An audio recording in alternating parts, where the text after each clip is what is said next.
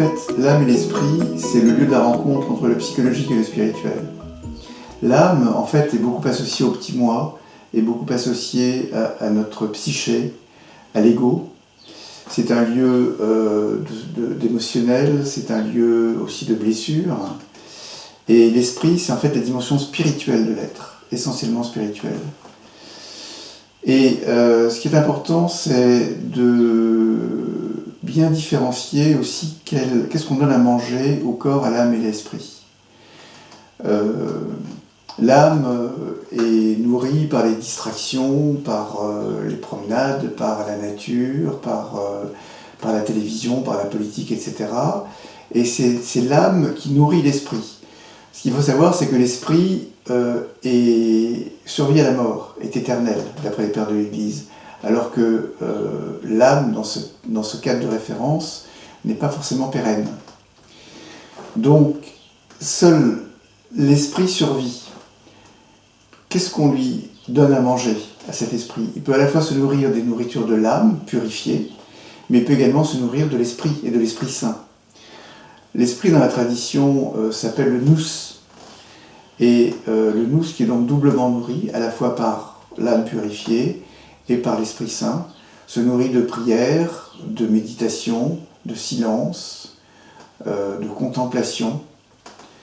Et donc, en fait, il paraît extrêmement important d'être vigilant aux nourritures que l'on donne à l'âme et à l'esprit. Et est-ce qu'on donne de la nourriture à l'esprit? Est-ce qu'on a conscience qu'on est aussi un esprit en dehors de l'âme? Ne serait-ce que pour faire en sorte que notre vie donne des fruits. Il y a une métaphore qui résume bien la relation entre corps, âme et esprit. C'est un arbre qui va être le corps, le tronc va être le corps, les branches vont être le corps, mais les fleurs vont être l'âme et les fruits vont être l'esprit. Or, on reconnaîtra la qualité d'un arbre à ses fruits. Et donc, quel est le fruit que nous donnons nous-mêmes?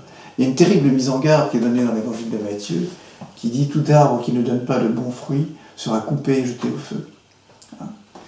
D'où l'importance d'avoir conscience de cet esprit et de le nourrir, et d'être très vigilant aux nourritures de l'âme, qui vont être le terreau à partir duquel on va nourrir l'esprit.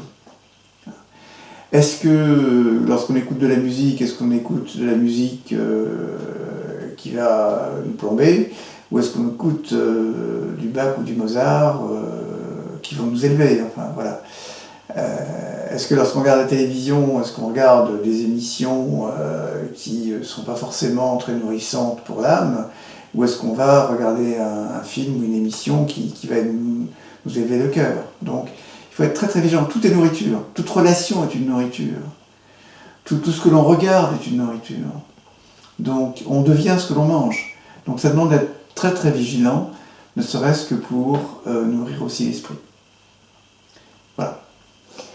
Alors, ces trois dimensions interagissent l'une avec l'autre. Est-ce que vous pouvez nous donner quelques exemples de votre pratique, de personnes que vous avez pu accompagner, et pour qu'on puisse un petit peu voir de quelle façon ça interagit? Par exemple, il y a une personne qui était très, on va dire, dépressive. Hein. Et lorsqu'on a analysé un petit peu son système de fonctionnement, on s'est aperçu que le diagnostic qui a été fait, c'est qu'elle regardait énormément la télévision, elle était toujours sur Internet, et que finalement ça comblait un vide. Et donc on a travaillé aussi sur les textes bibliques, parce qu'elle avait une attirance par rapport à ça. Et un des textes qui l'a le plus marqué, c'est le texte de la rencontre de Jésus avec la Samaritaine. Et lorsque Jésus dit à la Samaritaine, je te donnerai de l'eau à boire, dans laquelle tu n'auras plus jamais soif. Et cet homme a pris conscience qu'en fait l'eau qu'il buvait était une boisson pour l'âme, qui était une manière de compenser son manque spirituel.